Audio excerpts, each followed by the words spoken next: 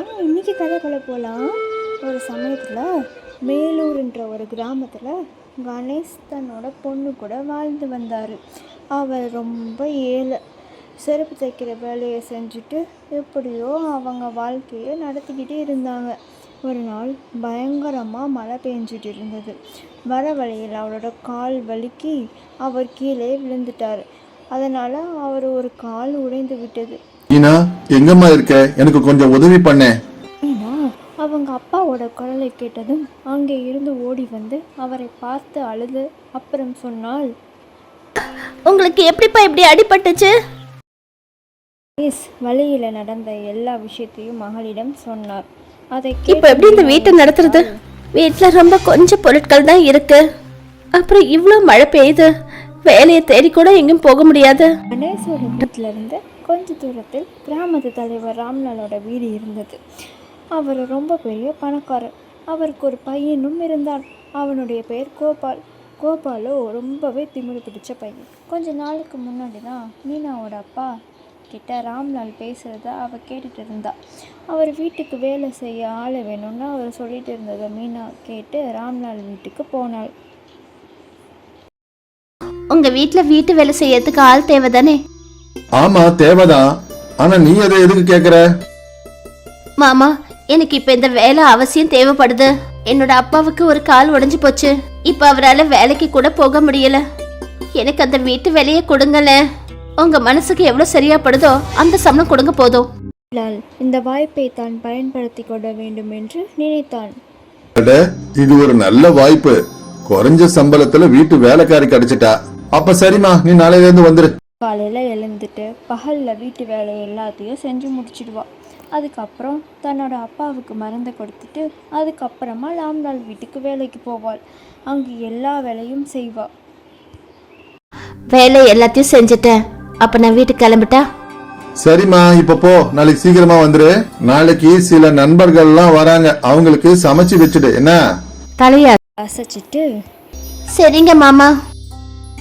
நான் வீட்டுக்கு போனேன். அங்க வீட்டில் பார்த்தா வீட்டில் சமைக்கிறதுக்கு எதுவும் இல்லை. என்ன சமைக்கிறது? அப்பாவுக்கு சாப்பிட என்ன கொடுக்கறது?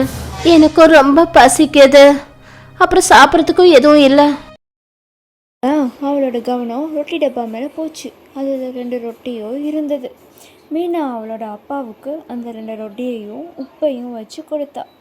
அப்புறம் மீனா தண்ணியை குடிச்சிக்கிட்டு வயிற்றை நிறச்சிக்கிட்டு ரொட்டியை போய் அவங்க அப்பா கிட்ட கொடுத்தா. அம்மா மீனா, நீ ஏதாவது சாப்பிட்டியா இல்லையா? ஆமாப்பா, நான் மாமாவோட வீட்லயே சாப்பிட்டுட்டேன். அப்படி சொல்லிட்டு பசியோட அழுதுகிட்டே மீனா தூங்கிட்டாள். காலையில் எழுந்து எப்பவும் போல் வீட்டு வேலையெல்லாம் செய்துவிட்டு அப்புறம் சீக்கிரமாக ராம்லால் வீட்டிற்கு போனாள். அப்புறம் விதவிதமான உணவுகளை சமைத்தாள். அப்போது கோபால் அங்கே வந்தான். அப்புறம் சொன்னான், மீனா, சமையல்லாம் ஆயிடுச்சா இல்லையா? இதோ சமையல்லாம் முடிஞ்சிடுச்சு. கோபாலோட நண்பர்கள்லாம் வந்துட்டாங்க. அப்போ கோபால் அவங்க கிட்ட ரொம்ப ஜாலியாக பேசிட்டு இருந்தான். கொஞ்ச நேரத்தில் எல்லாருக்கும் பசிச்சுது. அப்போதான் கோபால் மீனாவுக்கு குரல் கொடுத்தான். ஏ மீனா, எல்லாருக்கும் சாப்பாடு எடுத்து வையே. இதோ எடுத்து வச்சிடுறேன். இப்படி சொல்லிட்டு மீனா உடனே சாப்பாடை எடுத்து வச்சிட்டா. கோபாலும் அவனுடைய நண்பர்களும் சாப்பாடை சாப்பிட்டாங்க. அதுக்கப்புறம் கோபால் மீனாவுக்கு குரல் கொடுத்தான். அதை கேட்டதும், எல்லாத்தையும் இங்க இருந்து எடுத்துட்டு போ. மிச்சம் மீதி இருக்கிறத நாய்க்கு போட்டுடு. சார், ஒரு விஷயம் சொல்லட்டுமா? நீங்க எல்லாரும் எவ்வளவு சாப்பாடை வீணாக்கிட்டீங்க. நமக்கு எவ்வளவு பசிக்குதோ அந்த அளவுக்கு தான் நாம சாப்பாடை பிளேட்ல எடுத்துக்கணும். சாப்பாடுங்கிறது ரொம்ப அவசியமானது. நாம் அதை இப்படி வீணடிக்க கூடாது. கேட்டதும் கோபாலுக்கு பயங்கரமாக கோபம் வந்துருச்சு. அப்புறம் அவன் சொன்னான், எல்லாம் என்னோட இது. இதுல எவ்வளவு சாப்பிடணும், எவ்வளவு மிச்சம் வைக்கணும்ன்றது என்னுடைய இஷ்டம். புரிஞ்சுதா?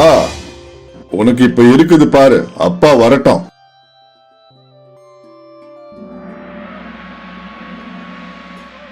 மாமா, மீதி இருக்கிற இந்த சாப்பாட்டை நான் எடுத்துட்டு போட்டுமா? எப்படியும் இதை நாளைக்கு குப்பை தொட்டில தான் போடுவீங்க. சரிம்மா. நாள் காலையில் மீனா வந்து அப்புறம் வேலை செஞ்சு முடிச்சிட்டு மீதி இருக்கிற சாப்பாடை எடுத்துட்டு போனான். அப்பதான், ஏய், உன் கையில என்னது?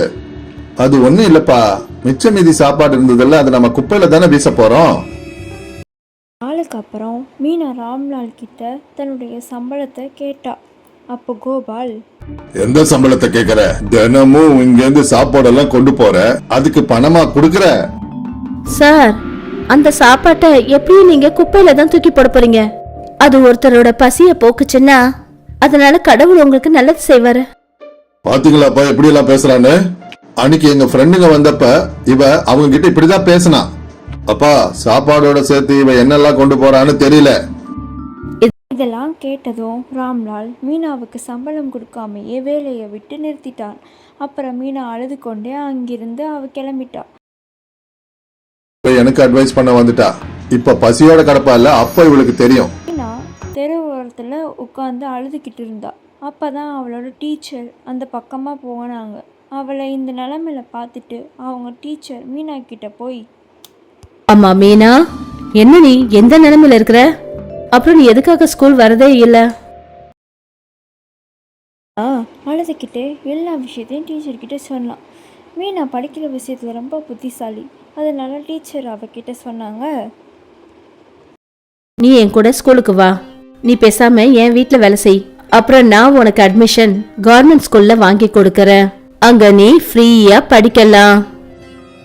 இதெல்லாம் கேட்டது மீனா ரொம்ப சந்தோஷப்பட்டா. ஏன்னா அவள் இனிமே படிப்போட சேர்த்து வேலை செஞ்சு அவளோட பசியையும் போக்கிட முடியும். இந்த பக்கம் ராம்லால் தன்னோட வேலையில் மோசடி செஞ்சனால மாட்டிக்கிட்டாரு. அவரை போலீஸ் அரெஸ்ட் பண்ணி கூட்டிகிட்டு போயிட்டாங்க. போலீஸ் அவரோட நிலம், வீடு எல்லாத்தையும் அவர்கிட்ட இருந்து பிடுங்கிட்டாங்க. இப்போ கோபால் ரொம்பவே தனியால் ஆகிட்டான். அவகிட்ட சாப்பிட்றதுக்கு எதுவுமே கிடையாது. அவனுக்கு ரொம்பவும் பசி எடுக்க ஆரம்பிச்சது. அவன் பக்கத்து வீட்டுக்காரங்க கிட்டலாம் போய், எனக்கு ரொம்ப பசிக்குது, சாப்பிடுறதுக்கு ஏதாவது இருந்தா கொடுங்க. அவனுக்கு யாருமே சாப்பாடு எதுவும் கொடுக்கல. எல்லாருமே அவனை துரத்தி விட்டாங்க. அந்த பக்கமாக வந்த மீனா எல்லாத்தையும் பார்த்தா. அப்புறம் கோபாலை அவன் கூட கூட்டிகிட்டு போயிட்டா. அவனுக்கு அவங்க வீட்டில் காஞ்சு போய் வறண்டு போயிருந்த ரொட்டியை உணவாக கோபாலுக்கு கொடுத்தான். பசியுடன் இருந்த கோபால் எல்லாத்தையும் அவசர அவசரமாக சாப்பிட்டான். எவ்வளவோ உனக்கு தவறுகள் செஞ்சேன். அப்படி இருந்தும் நீ என்ன உன் வீட்டுக்கு கூட்டிட்டு வந்து சாப்பாடும் கொடுத்த. என்ன மன்னிச்சிடு மீனா. நான் உன்னை மன்னிச்சிட்டேன். நான் உனக்கு சாப்பாடு எதுக்காக கொடுத்தேன்னா, என்ன எனக்கு தெரியும். பசினா என்னன்னு எனக்கு நல்லா தெரியும். பணக்காரனா இருந்தாலும் சரி, ஏழையா இருந்தாலும் சரி, எல்லாரோட பசியும் ஒரே மாதிரி தான் இருக்கும். அதை கேட்டதும் கோபால் மறுபடியும் மன்னிப்பு கேட்டான். ரொம்ப நாளைக்கு அப்புறமா கோபால் மீனாவை தன்னோட தங்கச்சியை நினைக்க ஆரம்பிச்சிட்டான்.